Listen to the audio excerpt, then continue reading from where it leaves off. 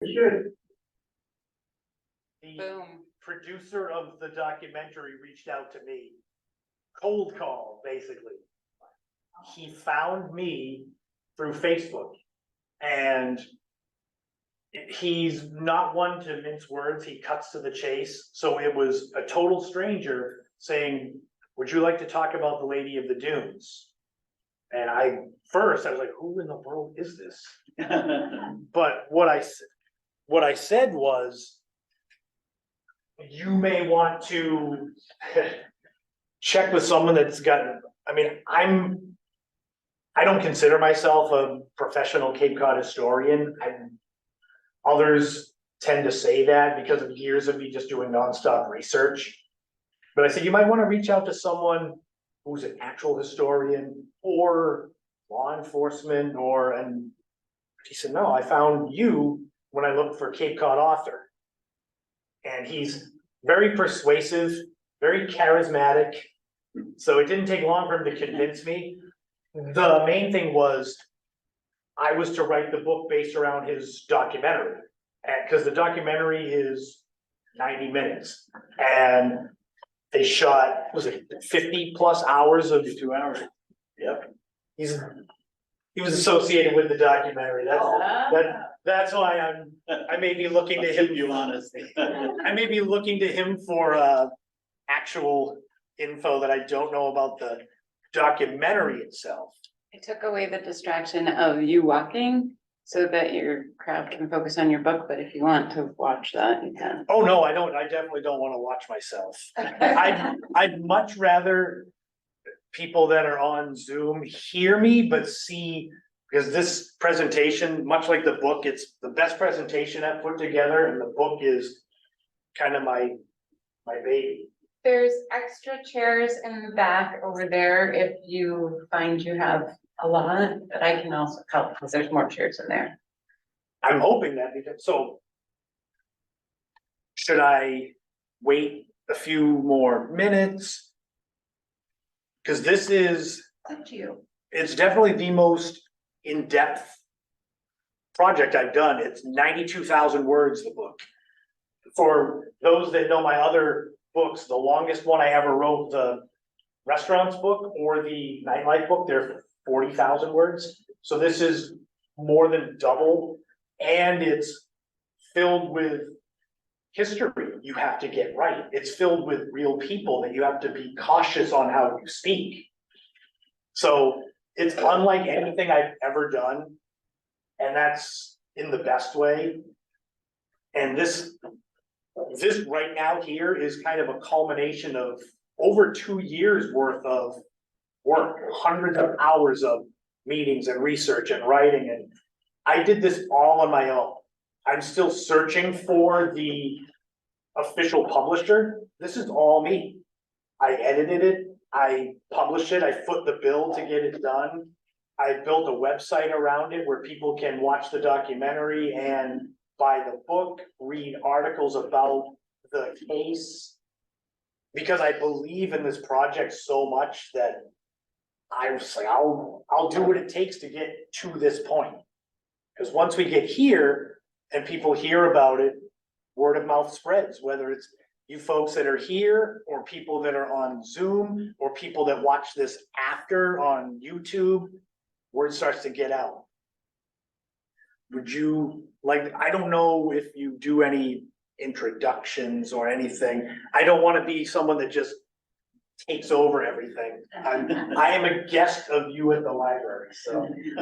My name's Amy and I'm the programming coordinator for the Osterville Village Library, and Chris was actually one of the first people that I booked when I started. So I'm very happy. And we were the first place that he had done an author talk years ago. So we're thrilled to have him back. And we have booked him for a series and more to come. He will be here again next month for 2 books. Cape Cod Beyond the Dunes. Yes. And we're in talks for more in the spring. So, yay. So, without further ado, Christopher Setterlund. This is gonna be a lot of fun. The weather fits the subject matter perfectly. I couldn't give you thunder, but I gave you downpour. That's where I prefer that it's like this. So everything that I'm going to speak about today that I wasn't present for is collected through newspapers, in-person interviews, directly from the documentary itself, and the producer, Frank Duran, who put all the work in. And if he's watching on Zoom right now, Frank is the reason I'm here doing this, because he believed in me. And so I have wanted to get to this point to kind of validate his belief in me. But everything that I'm going to speak about, I researched very carefully, very thoroughly, just like I would for any of my other history projects I've done. So the presentation features info that is from both the book and the documentary. The documentary you can find on my YouTube channel. You can find it on the ladyofthedunes.com website that I built and put up myself. All I ask is that you go easy on me. I'm not a website designer. So if it looks very basic, you'll know why. I am a 12th generation Cape Codder. My family is the Doan family.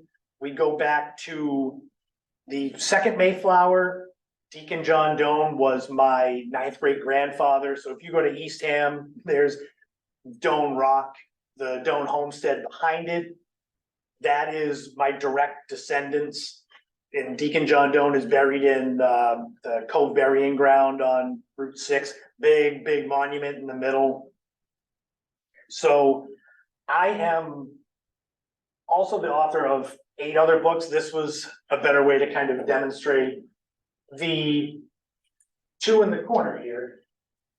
These are the ones that I'll be speaking about next month. Those are both Cape Cod, The Heart and Soul Beyond the Beach. That is the photography book that is out now. The Cape Cod Travel Guide is the 2nd edition. And I've written hundreds of articles for different publications, my own blog, websites.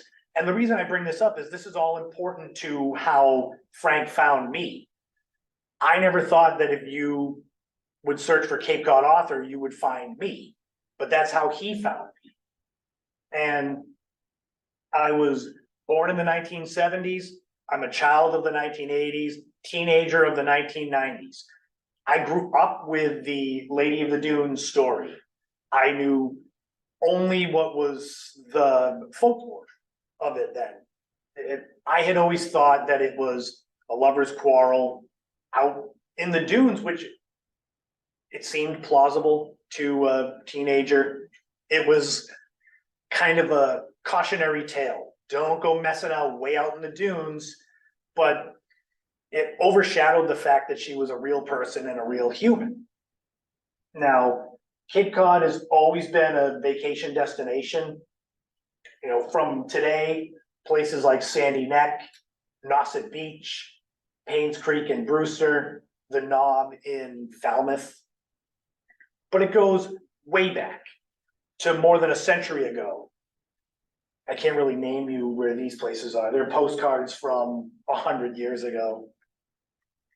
But not too long after the Civil War is when Cape Cod became a vacation destination, where it had to do with the railroad, the railroad getting extended into Cape Cod all the way up into Provincetown. Summer here, as you can see, is filled with visitors looking to enjoy the beach and shop, sample our cuisine, soak in a little of the atmosphere that keeps them coming back, keeps us living here. For generations, it's been a paradise of varying degrees. Like I said, in my 20s, I moved away from here 3 different times. Here I am, though. I've been back here and I can't think of another place I'd want to live. But the thing is, just like everywhere else, there's a darker side. And naturally you knew this was coming based on the book and the subject matter. It's not sunshine and rainbows. No crime has haunted Cape Cod like that of the Lady of the Dunes. It's the brutality, it's the location, it's the legend as years went by, as decades went by, with no resolution. At times, it appeared that her identity would remain a mystery, and that goes up to pretty recently. So, Provincetown in the 1960s and early 70s, this is what it's, yes, Can you lose the top bar? I don't think I can, I would have to, You just can't see the copy there's on top. I'll see if there's something that, tech can do. But yeah, I fear messing with it. Okay, thank you. I will try. So, Provincetown, the 1960s, the early 70s, it was the last remnants of the Wild West. It was transient in nature. People came in during the summer and came in to experience things they wanted to try and then left. There was a year-round population, just like there is now, but there was an influx, people that would come and go. They'd come out to drive out in the dunes and explore the shacks back when you could just drive out and drive on the beach, like there was no problem. Shop on Commercial Street. Yeah, Provincetown was and still is a very unique, very different area, not just on Cape Cod, but in the country as a whole. Similar to Cape in general, it was just ramped up more in Provincetown than it was anywhere else. You know, the bright and shiny touristy side, the thing you would see on brochures, in brochures about the dunes and fishing and shopping. But behind the scenes, there was other stuff going on that was not, it was kind of a dichotomy between what was broadcast and what was kind of hidden. And sometimes out in the open, sometimes not, but there was an underbelly of sex, drugs, organized crime, and more. And this is not to say Provincetown was filled with drug dealers, murderers, mafia. It's just, if you were there and that's what you were looking for, you could find what was needed. So this here is the Tony Costa murder spree when they found the bodies buried in the woods behind the Pine Grove Cemetery in Truro. The photos were taken by Kurt Vonnegut. This is when it was such a big deal that it was in Life magazine. I actually went and found the copy of it. Up in the right corner, that's Tony Costa up there. Now, these, and you'll see the victims that are down in the bottom left corner. They became, I guess, lost to history, but this one here, Sydney Monzon, she's got a big part to do with the documentary especially. So we'll move up. July 26, 1974. There's a girl named Leslie Metcalf chasing her dog, or chasing a dog in the remote dunes of the Province lands, dune shacks near some scrub pines. She finds a body that she at first thought was a deer carcass because it had been out in the woods for anywhere from 10 days to 3 weeks in the hot July sun. And she went with her family to go and find the authorities.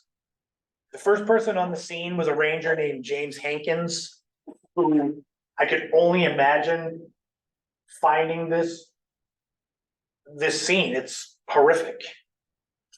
The body was horribly mutilated with the hands removed, the head nearly severed, half the skull was caved in, some teeth were rumored to be missing, and her skin was so destroyed by the sun, it looked like a rotting banana peel. Now, word spread fast into town. Nobody knew who she was, but they figured she wasn't a local because Provincetown, Cape Cod, back then, I don't know as much now if it's a close-knit community, but Provincetown back then was very close-knit. They knew if you were from there, not from there. So finding resolution fell into the hands of Police Chief James Meads. That's the old, the police department there. Chief Meads was a native of Provincetown. He became an officer in 1960, became the chief in 1970, retired in 1992, and passed away in 2011 at age 78. And the police department was in town hall there on the left until 1984. So that's where he would have done most of his work on the case. And the case was so frustrating because Chief Meads was widely regarded as probably the best chief of police that Provincetown ever had and one of the best that Cape Cod ever had. And he put all of his efforts for years and years into solving the case. And it became every bit a personal obsession as it was a traditional police case. And the thing is, Chief Meads, his family became the linchpin for the documentary. Without the Meads family coming on board to help Frank with the documentary doesn't get made. And if it gets made, it's very much seen as exploitative or a cash grab or something. And that was never Frank's intention. He wanted to find people that were on the ground at the time, that lived there at the time, to speak about more than just what I knew of from the case. Oh, it was a lover's quarrel in the dunes and all this, and that's not accurate at all. So first and foremost, it was finding out who she was. All that was known was she was between the age of 20 and 40, about 5'6.5", roughly 145 pounds, auburn, reddish hair, but it was hardly enough to uncover her identity based on the things that were done to kind of obscure her identity, and also the condition of the body just from the sun. People wanted to know, was she a local visitor, summer worker, college student, transient, artist? Any of these things could have been possible. But her being local was quickly eliminated as, like I said, the tight-knit community didn't notice anyone had gone missing. So with no identity, thus no family to claim her, the Jane Doe was simply given the appropriate and haunting nickname of the Lady of the Dunes. She was given a simple marker in St. Peter's Cemetery, where she was buried in October 1974. She is still there to this day. The major question was, who killed her and why?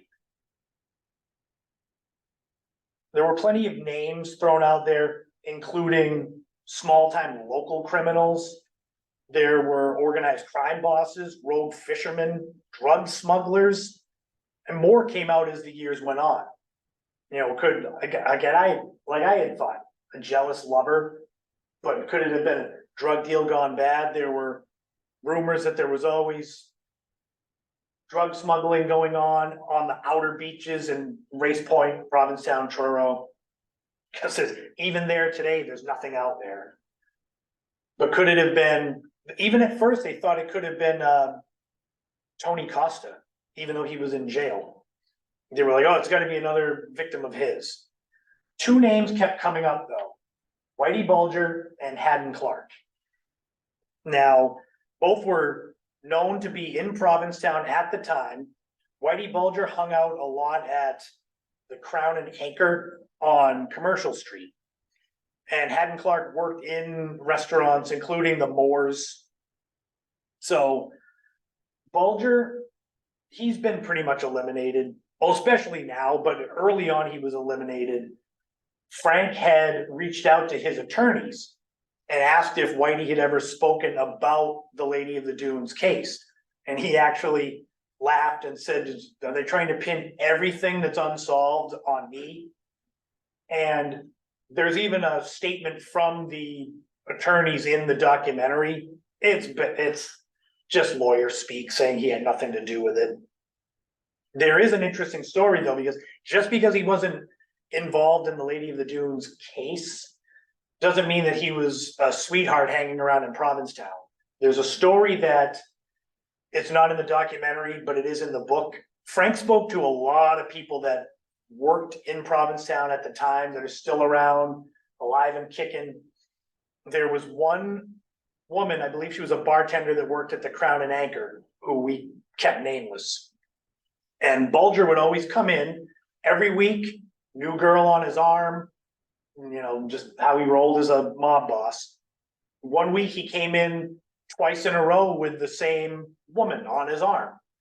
And the bartender, I think it was the bartender or, the bartender went over to the woman and said, oh, it's nice to see you again. And Whitey Bulger, and you all can picture this with that hat and that big smile on his face, cornered the bartender and said, if you ever say anything like that again, I'll fucking kill you. With a big smile on his face. So just because he wasn't involved in the murder of the Lady of the Dunes does not mean that he was doing church bake sales in Provincetown. Now, Haddon Clark, he's a different story. Haddon Clark is a big part of the documentary. He is a convicted serial killer. He's in jail in Maryland for 2 known murders. He professes to have killed more, then he goes back on it. He professed to murder the Lady of the Dunes, then he said he didn't, but he was there. Then he said he was there, but didn't know who did it. He is an attention seeker and a pathological liar, but mostly a convicted murderer. So these are all letters from him, signed by him. This here is a drawing of the body, no hands, face down, head on the pair of jeans, like she was found, but that anybody could find that doing 3 minutes of research. He is not involved in the Lady of the Dunes murder. The more, I've got these in my possession, Frank did not want them back. He connected with Haddon Clark to pick his brain about what he might know about the Lady of the Dunes. And not much like me writing this book, True Crime, it's not my wheelhouse. Frank didn't think things through and addressed the letters to Haddon Clark with his home address. So he was off on a shoot for another movie, and his wife called him while he was in New York and said, why do we have letters showing up from the Eastern Correctional Facility? And Frank, his first reaction was, oh, he wrote back, rather than, oh, a serial killer has my address. Now, he's not going to get out. He is beyond insane. Just based on, I read all these letters, they're all transcribed in the book because it's just madness. To talk, he wanted autograph from Tom Brady, which Frank said, I'm not spending that much, so he sent him an autograph from Cam Newton, who was the Patriots quarterback at the time. He rambled about his cellmate repeatedly. Every letter has something about his cellmate that he thought was Jesus. And I don't know how familiar you folks are with Haddon Clark and his story. So his grandparents had a house in Wellfleet, and that was how he would end up down on Cape Cod. He made the claim in probably the late 90s, because he was already in jail at this time, that buried in the back of his grandparents' property was a bucket of jewelry, his treasures that he took from his victims. So he got released from prison. They brought him up here in 2000 to go search behind the grandparents' property. And he did find stuff, but he also demanded to be brought to Kmart to buy a dress and, was it a wig, wig? And he was singing, church hymns the whole time, screaming them. He attacked the police, bit them, had a makeshift, knife made out of a cross. So they threw him back in jail, and he's been there forever, so much so that he needs any attention like this. He craves it. Now, let's jump forward to the actual documentary. So, Frank Durant, he summered on Cape Cod as a kid in Dennis. He's same age as me, mid-40s, so our timelines match up pretty well. He didn't know anything about the Lady of the Dunes. He was doing a documentary on Henry David Thoreau and his connection to the Outer Cape. And he hiked the entirety of the Great Beach, all the way up into Race Point. He's actually doing that again in October. I'll be interviewing him for the podcast to ask him, why are you walking 30-something miles on the beach? But that type of thing, walking Thoreau's steps, that shows his dedication to his craft. That comes to shine through in this documentary. Several people during the filming of the Thoreau documentary said, you should do a project on the Lady of the Dunes. And naturally, he didn't know what it was. And his research began in the normal places, Wikipedia, YouTube, stuff you could find with 2 clicks on Google. But he wanted something different because he's looking at all these other makeshift documentaries and saying, this is, it's ground that's been tread over a lot. So he took a chance. He reached out to a woman named Nancy Meads, who was Chief James Meads' sister.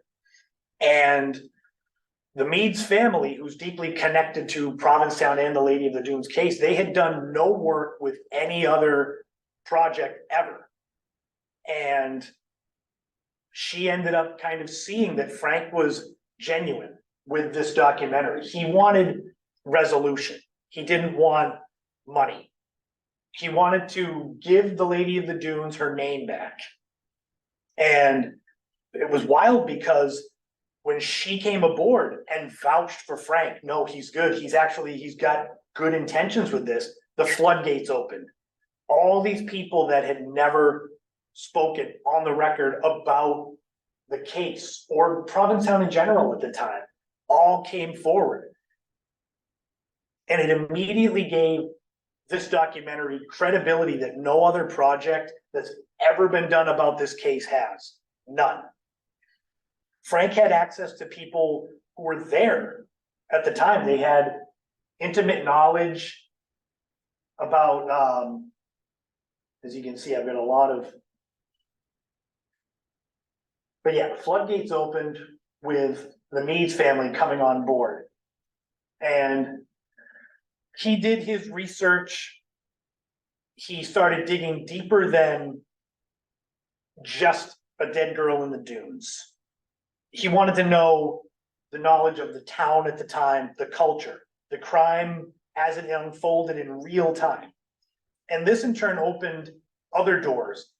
And it became something as we refer to it as kind of the big stage, that there were so many other layers than just the Lady of the Dunes. It was a spider web.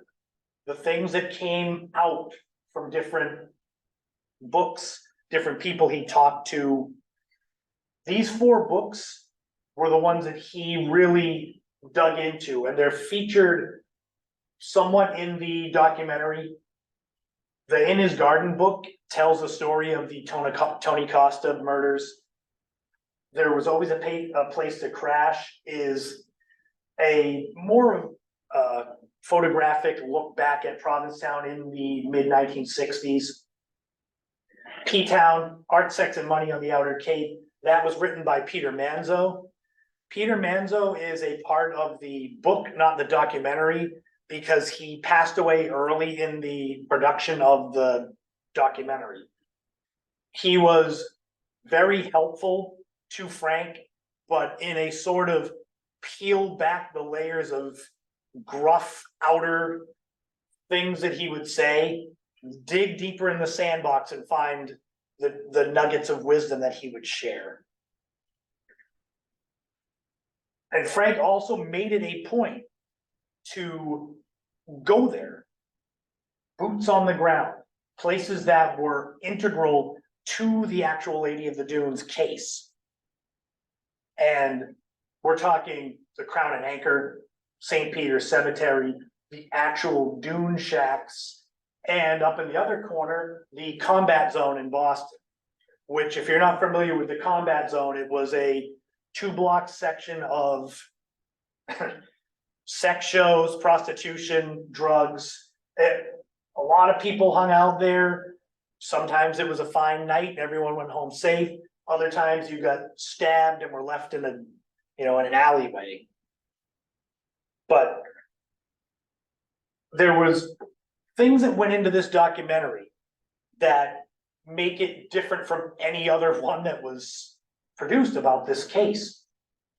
There were private investigators, which Frank hired a pair of them because Frank said, I'm not a detective, I'm a filmmaker. So I need people that have expertise in that to, validate that he's doing his best with the project, but to also actually dig up some stuff that might help him.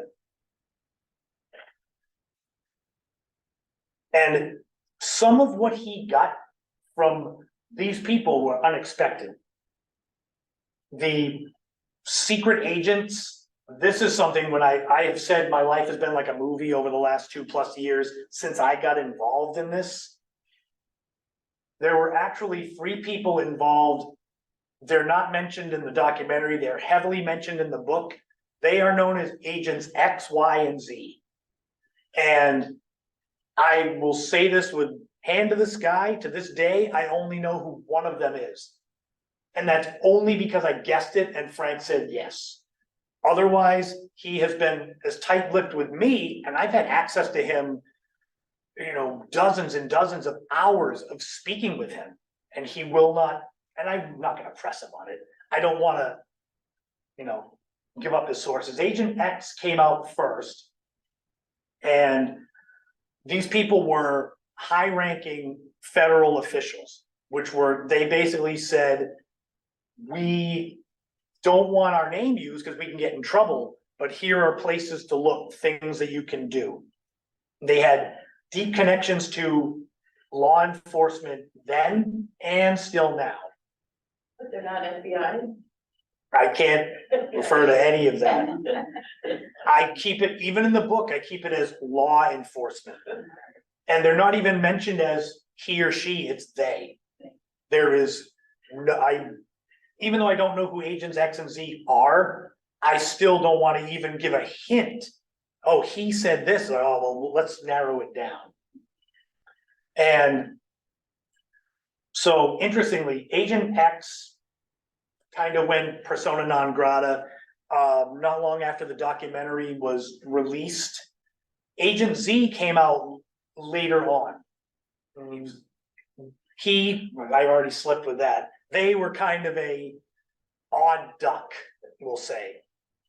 Frank met Agent Z beside a pond. They were sitting, eating a bowl of chowder with fingerless gloves, throwing oyster crackers to ducks in the pond. And Frank walked up and said, well, this is looking like a setup.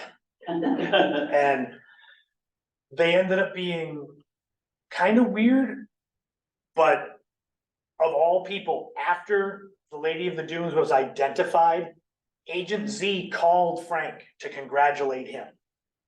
Because he said, your documentary lit a fire under the ass of all the law enforcement that were just gonna let her name fade away. And so I say, it's literally on the back cover of the book, that whether directly or indirectly, Frank's documentary and thus the book that I wrote about it helped to give her name back. And, it was a major point, and this goes more to the colorful characters part up there, a major point in the kind of changing the scene of the murder case itself came from the crime scene photo. Where, I don't know if it's next to it, but it came from the way that she was positioned. And several people said to Frank, based on that photo, that she was not murdered in the dunes. She was brought out there. Because of the fact that her feet were crossed over, like someone had placed her down gently in this area. And Frank was in Provincetown for 3 days, 50-something hours of video that he shot for the documentary. And he spoke with people that had been bartenders at the Crown and Anchor. I spoke about the Whitey Bulger story. People that were hippies, part of the hippie movement that still live up there and they look like hippies.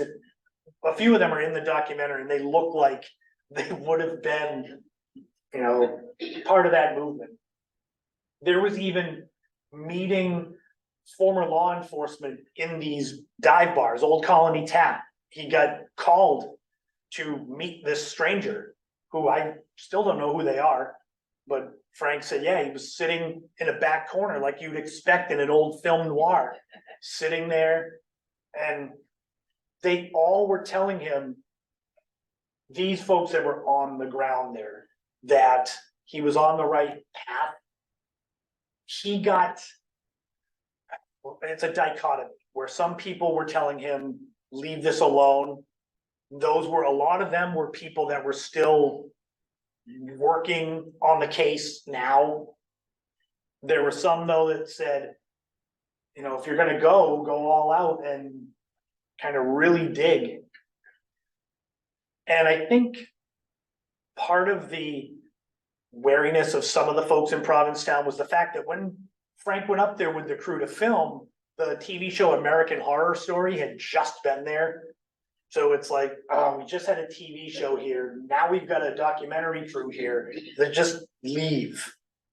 And there was one of Frank's contacts that actually told him, said, everybody knows why you're here. That he was a celebrity. That word got out quick, that tight-knit Provincetown, word got out. And they said everyone was talking about him. And Frank never felt threatened, but it was more, he'd step outside and he'd look and wonder who was looking at him and who was just looking off in the distance. There was one incident where he was getting pizza for the crew at Spiritus, and he's walking to, he had parked and he's walking to the restaurant to get the pizza, and there's a car coming down Commercial Street, real slow, drives by him.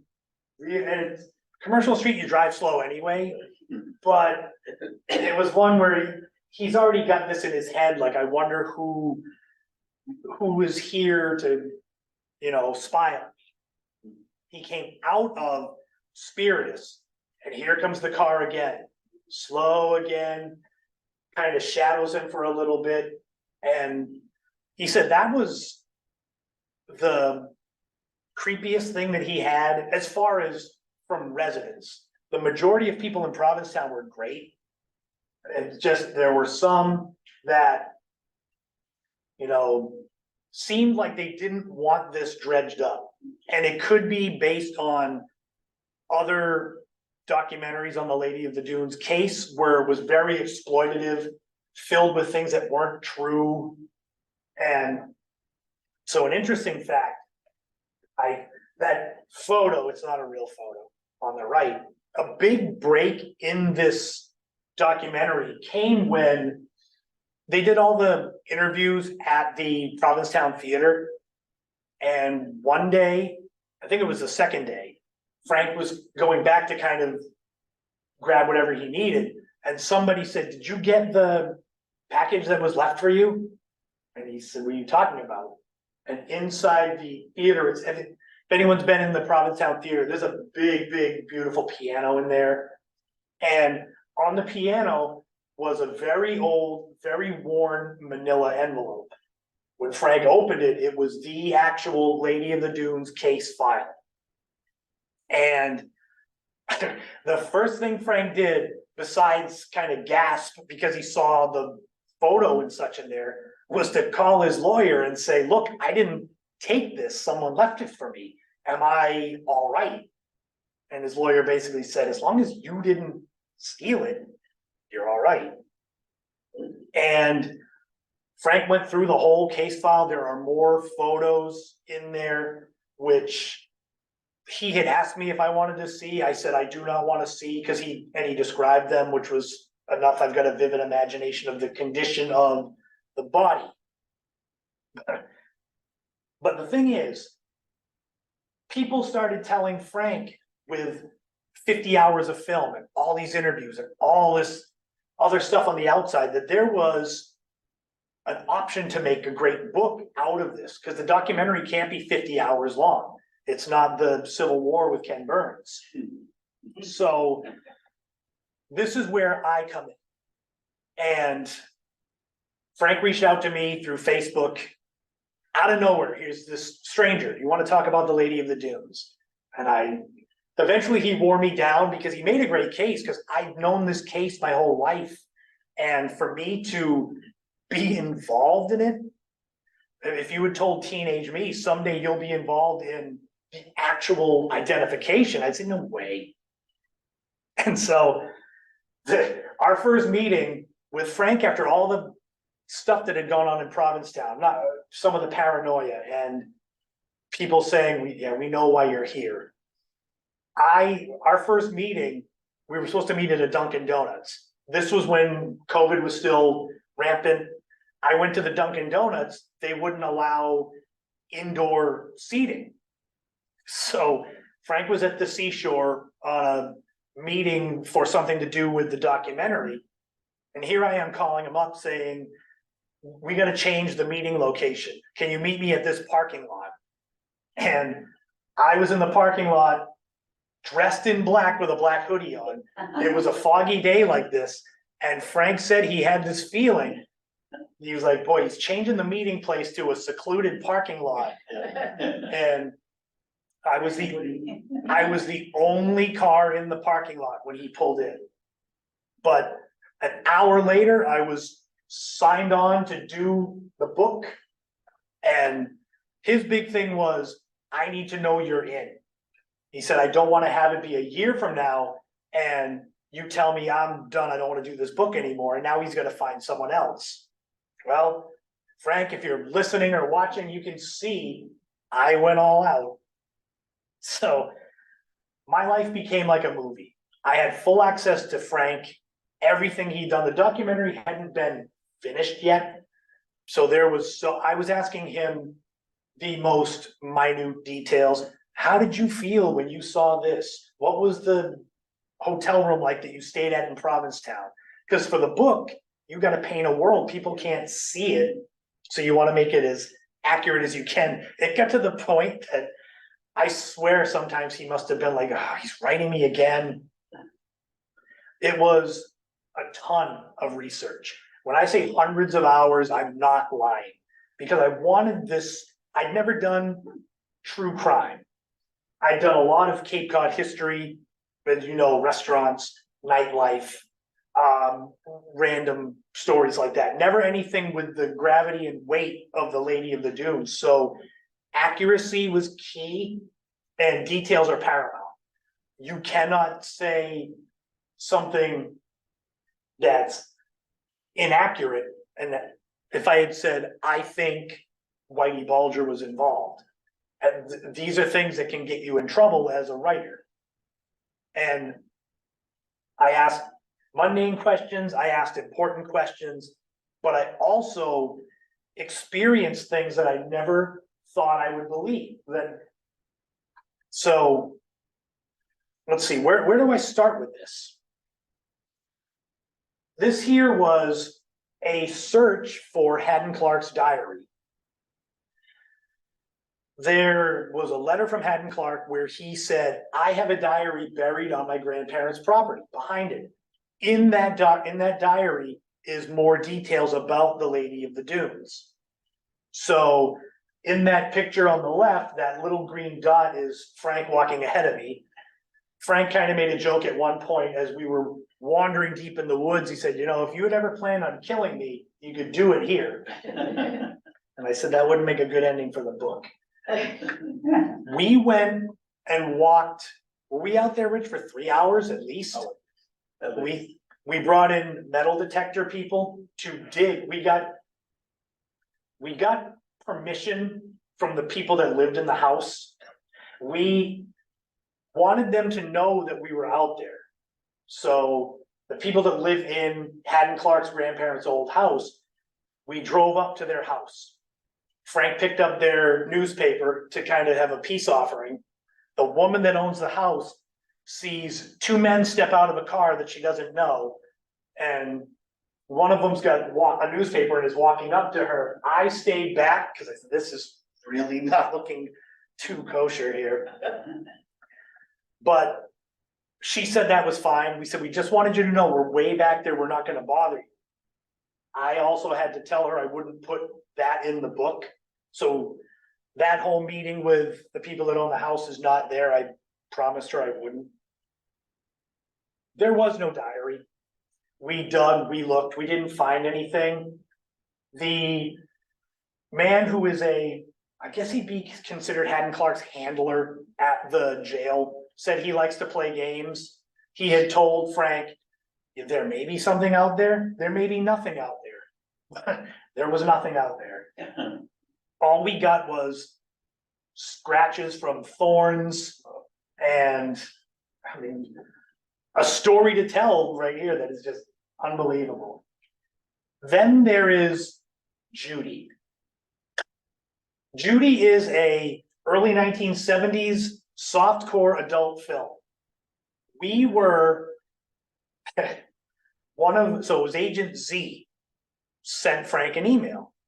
You need to check this out. And it's a link to this very low budget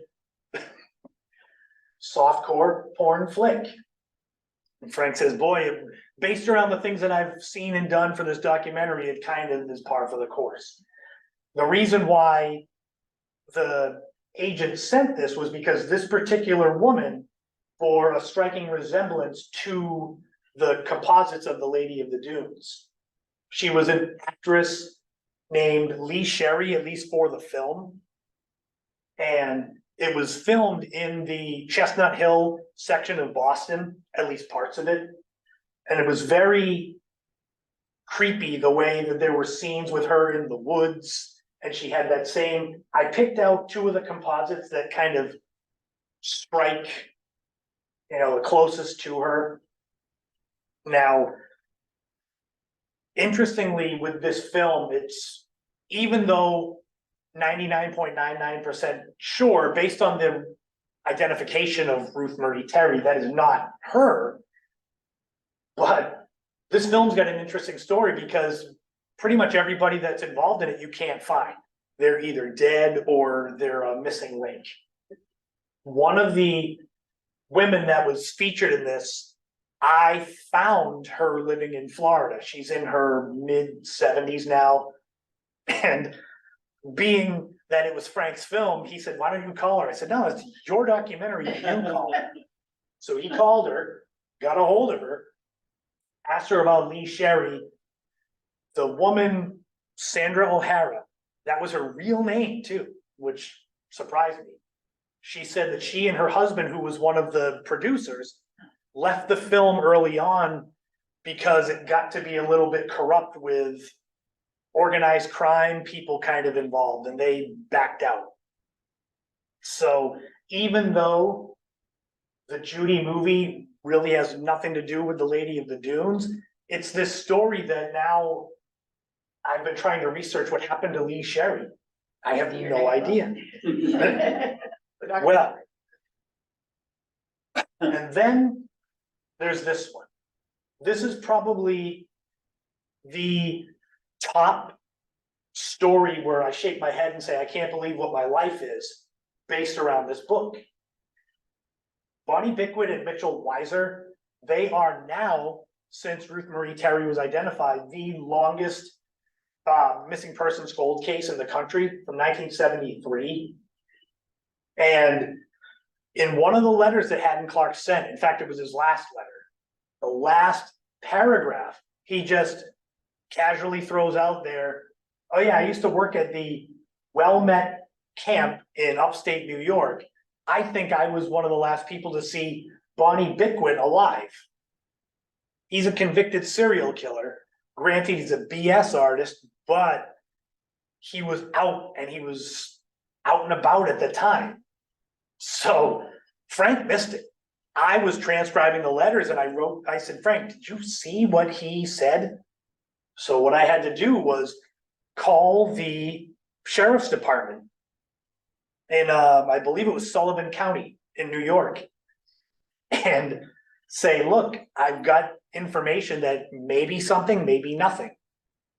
And this poster here on the left is from, there's a website that the family runs. I can't remember if it's just called Mitchell and Bonnie. But I reached out to them and they were asking me questions that I had no idea of.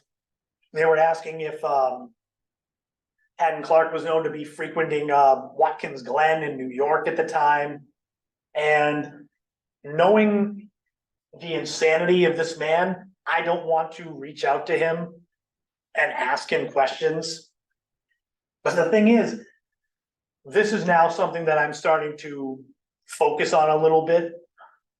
I'm not saying that, I don't think Haddon Clark had anything to do with it, but this coming out of the Lady of the Dunes case is almost like my next thing that I want to kind of get involved in. But that came out of nowhere. And also, because I brought it up earlier, we did meet the whale man. That was during the search for Haddon Clark's diary. Now, we had gone back to the car to get, so Rich worked on the documentary, one of the cameramen. That's why I keep looking at him for the, he's corroborating a lot of my stuff that he was there for.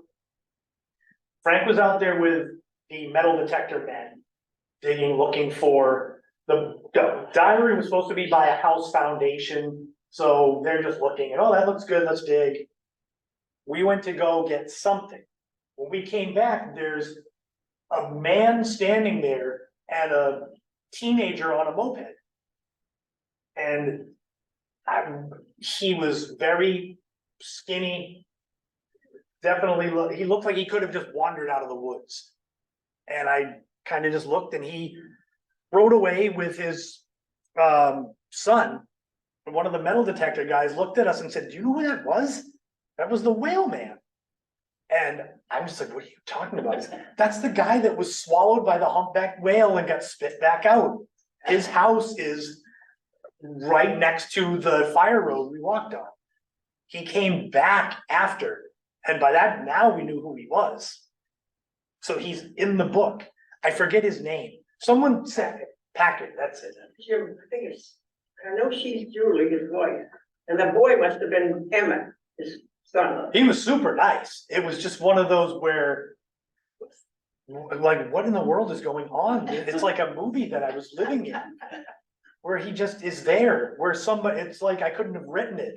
Like, what could we put in here that would make it weirder? So the documentary was finished and the film premiered. Cape Cinema in Dennis, Provincetown Theater naturally. And we had the Meads family showed up. Chief Meads' sons were there. His grandkids were there. In fact, so much so that during the Provincetown Theater one, Frank was up on stage and he pointed me out, saying that I was writing the book. And he laughed and said, yeah, anyone that talks to him tonight will probably be in the book. And Chief Meads' granddaughter, her boyfriend, turned to me and said, hi, my name's Josh. So I put him in the book. And it was Frank's way of passing the torch. He was like, I did the documentary, it's done. He never was looking to get famous, make money. He wanted to tell the story, give her name back. And he literally told me, when that film starts, I'm out. I'm not staying to watch it. And he did. The lights went down, the documentary started, I watched him hit the bricks. And interestingly was the book was far from over. This was April of 2022. The book I finished finally in January of this year. It just kept going. And the documentary was warmly received. Everyone liked it. It really speaks to Frank's dedication and his desire to just give this woman her name back. And as you can see, she had her name back. Halloween Day 2022, in a sea of shake my head moments, I was driving to get a new tire on my car and my phone is blowing up and I see Frank and I'm like, that's weird. Cause we'll chat every now and then, but it's usually he'll text me like, hey, blah, blah, blah. And it's like, oh yeah. It's never call after call after call. So I finally get to the tire place and he's like, I think they're gonna identify her. And I wasn't gonna say who, I know who he meant. So they were having a press conference where they were going to identify the woman involved in the longest cold case in Massachusetts. And he thought at first the press conference was going to be in Provincetown. So I'm in Orleans at the time and he said, can you get there? So I called my work, said, I can't come into work right now, I got something to do. Well, I told him what it was, that it was, they were gonna identify the Lady of the Dunes. Then Frank said, wait, never mind, it's at the courthouse in Boston. I said, well, that's not gonna happen. I had about an hour to get there. So what I ended up doing was loading the NBC 10 app on my phone. And I went and I sat at the beach, kind of like an area where she was found. And I watched as that FBI poster was put up. And it was, for me, I can't speak for Frank. For me, it was very emotional because for my entire life, for months and months of working on this book, the Lady of the Dunes was a myth, a legend. She was a person that met a horrible end. But as I worked on this, it became more of the human. And so when I saw that she wasn't anybody that I had thought it was, which was mind blowing. I thought it was going to be Lee Sherry. I honestly did. But when I saw Ruth Marie Terry, I said, it's unbelievable. I said, it's nice to finally see you. And she is definitely every bit as enigmatic as the Lady of the Dunes myth would have led you to believe. So she was born in a small town, Whitwell, Tennessee. She didn't stay there long. She died at the age of 37. She's got connections besides Massachusetts to California, Nevada, Michigan, and Tennessee. And her husband at the time, a man named Guy Moldovan, is seen as the person of interest. He has been dead for 20 years, so it's like it's solved, but it's not. So we start to piece together things. Now, Guy Moldovan is a dirtbag. He is suspected of killing his second wife, a woman named Manzanita Rockwell, and her daughter, Dolores Ann, in 1959. And there were human remains found in his septic tank. But he was never charged. Guy Moldovan has major connections to Provincetown. His father, Albert, owned a lot of real estate around Bradford Street in the 40s and 50s. Now, this is all me kind of spitballing. So none of this is, fact as far as what I think happened. But Guy Moldovan said that she ran off to the Jonestown cult and died in that. That's what he claimed. They were seen in the Provincetown area in the days before she died, driving around in a, what do they call it? Volkswagen Thing or a Jeepster. And they were seen, and these are not the exact ones, but that would have been what it would have looked like. That's important because there was a woman that Frank interviewed for the documentary named Mildred Champlin. She and her husband owned a dune shack. I think they still own it, but they've owned it for 70 years. She's in her mid-90s. She said, in order for the body to get out to where it was found, just to drive out there, you need knowledge of the area. She said her daughter had gotten stuck driving those sand roads out there. So if you didn't have knowledge of those roads, you would get stuck. And God help you if you're hauling a body out there and you get stuck and you have to figure out what to do. So my thought is there were names bandied about that were said to Frank that were at the very least associated with the murder. They may not have done it, but they were small-time hoods that I referenced earlier. I had to use just first names because a few of them are still alive and families are still alive. But my thought is, if Guy Moldovan did not kill her, he had someone do it and had someone who had knowledge of the area drive her out there. And things came full circle when I got to go to the spot where she was found. Interestingly, the spot that people probably go to is not the real spot. It was kept very quiet because Police Chief Meads did not want it becoming a pilgrimage spot for people to go out there. Frank got it verified by 3 different sources. He said, I've heard it's this spot. Yes, that's right. 3 different people said it. And when we went out there, I tried to match up the photos.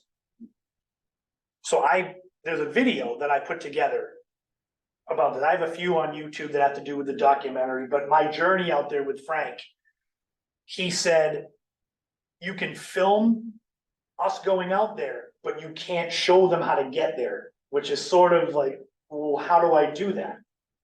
So what I did was we filmed little clips and they're all out of order. So you cannot watch it and say, oh, he goes here, there is no, it's like a puzzle where the pieces are all over the place. And I interviewed Frank out there at the drop site, very prophetic. But the one thing that I realized is there was no accident why she was there. It was a spot chosen specifically because it's 45 minutes walking through the sand to get there.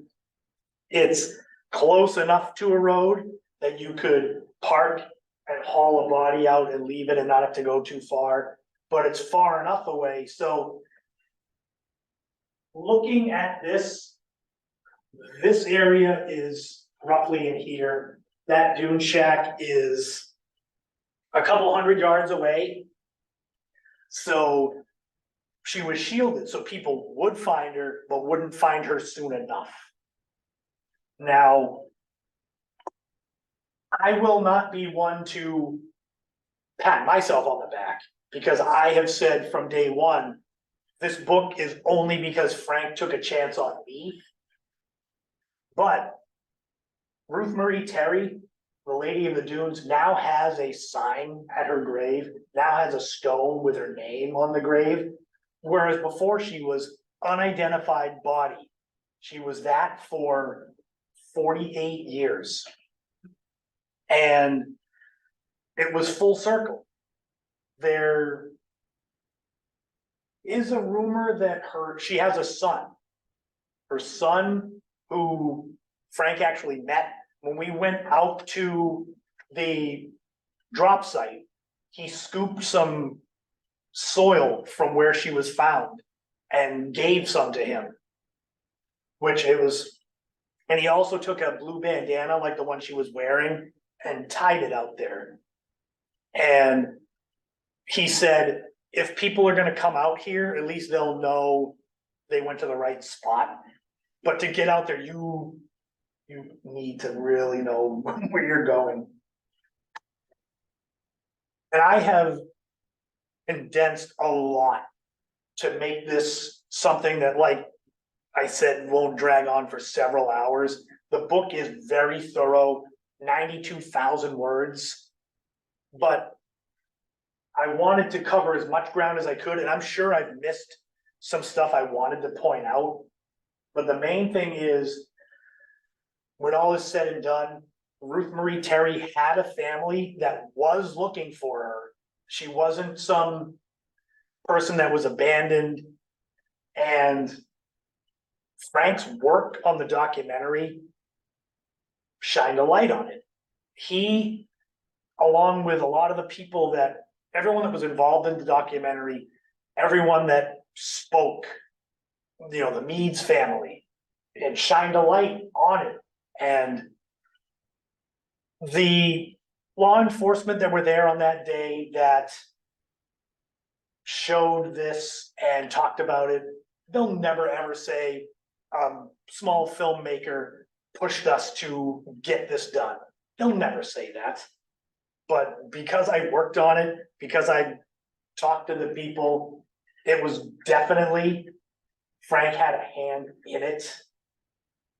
And so this was the picture that I had told Frank I wanted since May of 2021. That was me with the book, him with the documentary. And he's become somebody that's become a friend. When he first messaged me, I was like, who is this? That is just out of nowhere. He's one that he cuts to the chase. There's no taking the scenic route. But I will say, not to pat myself on the back, I've released 9 books in 10 years, and I've done hundreds of articles, Cape Cod history, and there's a podcast I do. Nothing has ever topped this book as far as my proudest work, because of the meaning of the Lady of the Dunes, my connection to Cape Cod, the amount of effort that had to be put in to do this right for myself. I couldn't do it half-assed. And so I'm so thrilled that I'm now getting to share this. And I'm so thrilled that you all came out here in person to see it. Those that are on Zoom that are watching, anyone that's watching after. And I tried to cover a lot of ground, but are there any questions? Yes. I haven't seen the documentary or obviously read the book. How did they ID the body? Was it DNA? Yeah, it was forensic DNA. And interestingly, see, you've already brought up something I forgot to bring up. There was the place called the DNA Doe Project. They're based out of California. 3 times they reached out to the people that had her skull in Boston, and said, all we need is like a grain of sand of DNA material and we can run it and identify her. And 3 times they were turned down. They offered to do it free. And the last time was in 2021. And when she was identified, I remember saying to Frank, gee, what happened since 2021 that they suddenly wanted to ID her? Oh, it was a documentary that put her name out there. But that's how it ended up happening. It wasn't DNA Doe, it was a different company. Like 23andMe or one of those places that we. No, it was like I had never heard it. Do you remember, Rich, who they were? It was like they were, I don't want to say like a high end. I reached out to 23andMe and asked if they would release their genealogical records, and they said they were private. So interestingly, I've got this here. This was what I was getting to. There was a piece of news that came out just a couple days ago.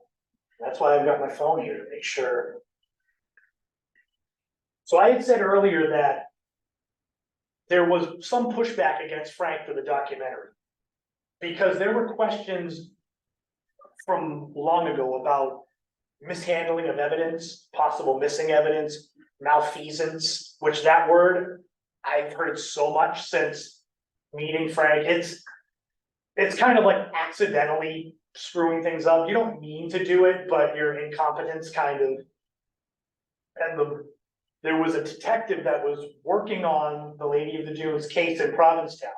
I wrote an article about it in 2016. And she was the one that gave me kind of a cookie cutter quote, oh, if you know anything, contact me.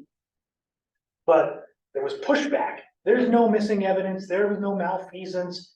And Frank kept saying, based on my sources, agents X, Y, and Z, my private investigators, my people on the ground there, I think there was. So 2 days ago in the Provincetown Independent, the detective that was working on the case, it was revealed, resigned in disgrace at the beginning of July. She was put on a list by the district attorney and police chief of Provincetown for being, how did they put it? Untrustworthy in their official duties. That sounds like malfeasance to me. Frank sent this to me, but it deals specifically with the Lady of the Dunes case and her handling of it. And that she's been handling it for, so it would have been 9 years before it was solved. It was something that I had always believed in Frank, in his convictions and what he was doing with the documentary. I am thrilled that this came out and kind of validated some of his stuff, the malfeasance stuff that he had been talking about. That was just, it was literally 2 days ago that happened. And I said, I'm gonna put that in. Yes, Would you say your husband died 20 years ago? yes.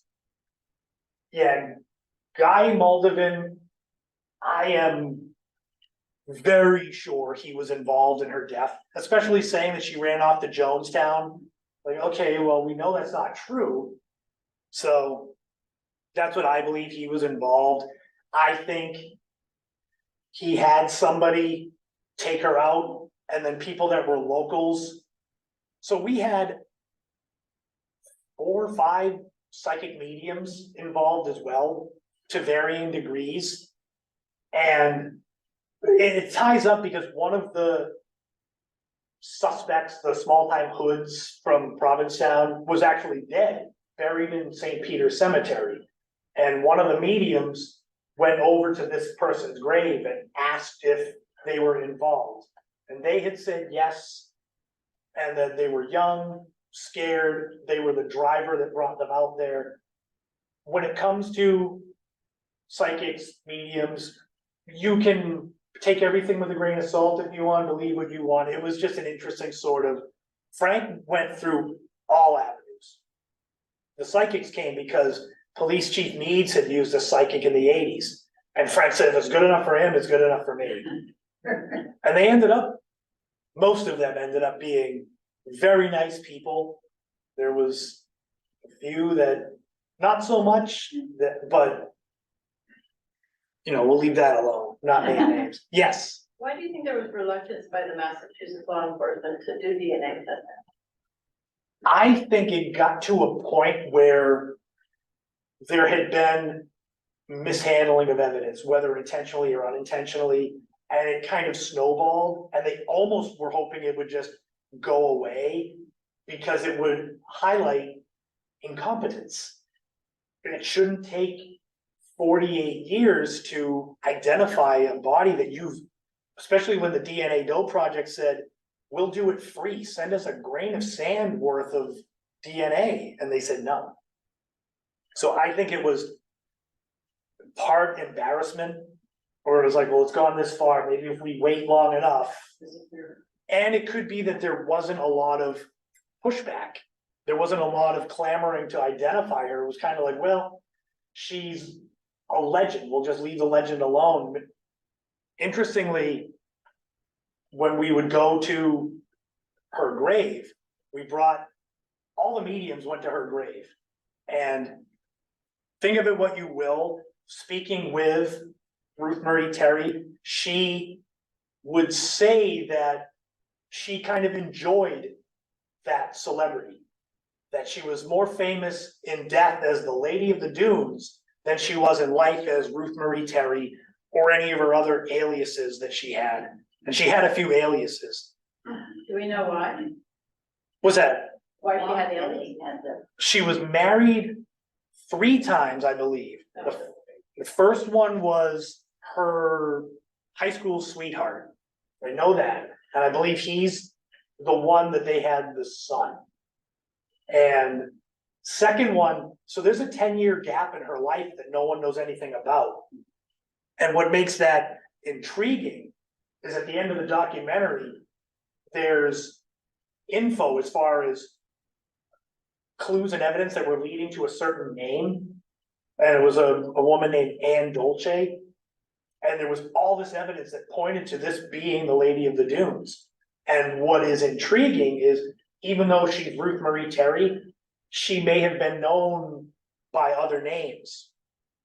So we've been trying to research those 10 years, but it was hard enough just, so finding where she was in the 1960s is pretty hard.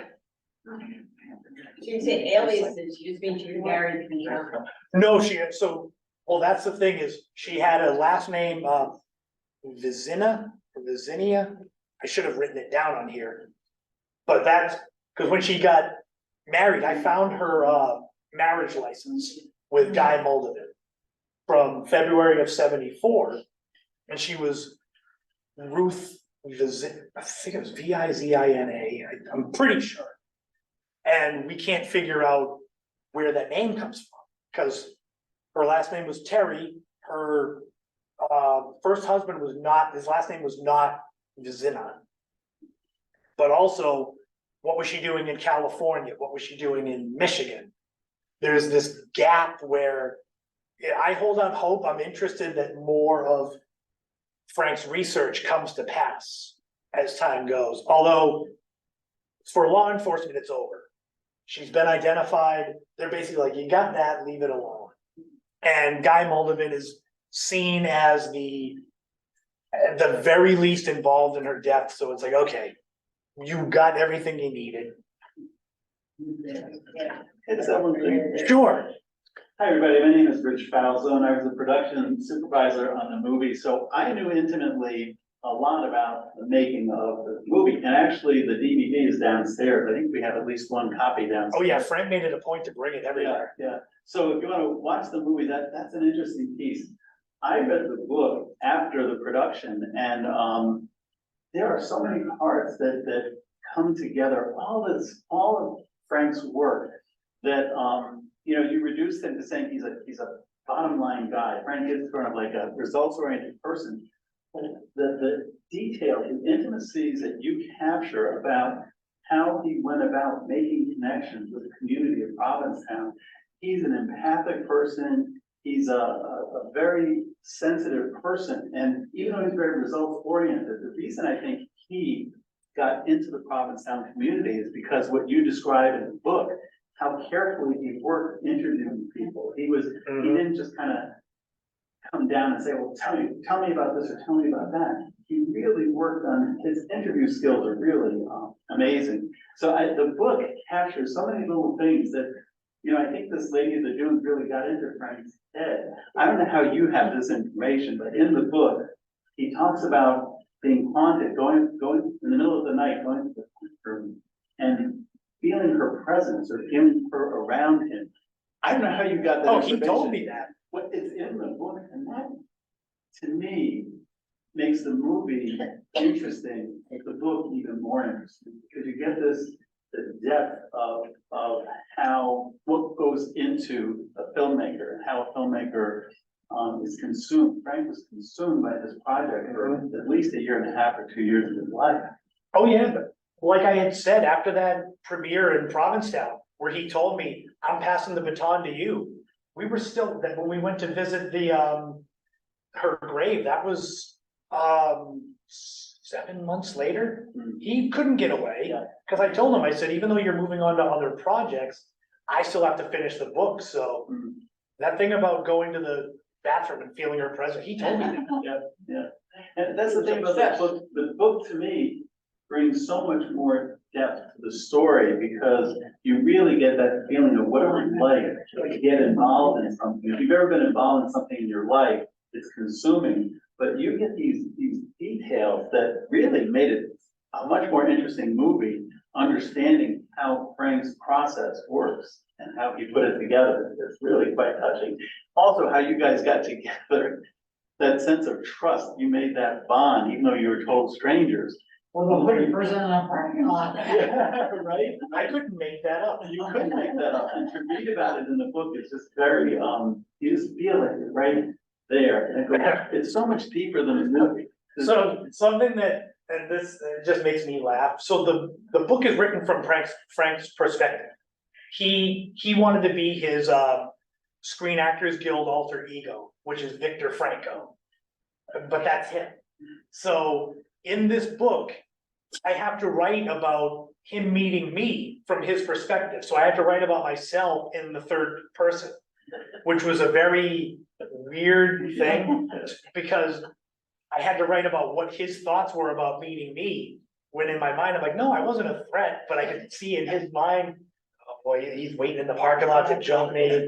Black quiz. And there were things that I couldn't put in the book if he wasn't there to see, for the integrity. So, for example, when the whale man shows up, you know, it's like, if he wasn't there to see it, because we had to come back around and he was there. Frank's like, why didn't you put that in? I said, well, it's your perspective. You're not Superman. You can't see through the walls, so for the integrity of it. And this makes me really happy to hear you who worked on it say that about it. Yeah. Because that makes me feel like I did well. You did. Well, thank you all for coming. I hope this was informative. It's unlike anything I've ever done. For any of you that have come to any of my other events, it's Cape Cod history and travel, and next month it'll be photography mixed in. Very much lighthearted. This is way more in depth and way more dark. But it's nonetheless, at least it has a happy ending. I was praying that she would get found before I finished the book, so that it wouldn't be one of those, I don't know who did it, do you? No. And I had to rewrite the ending 4 times as new stuff came out. But it's done now. If I looked at it, I would find something that I wouldn't like.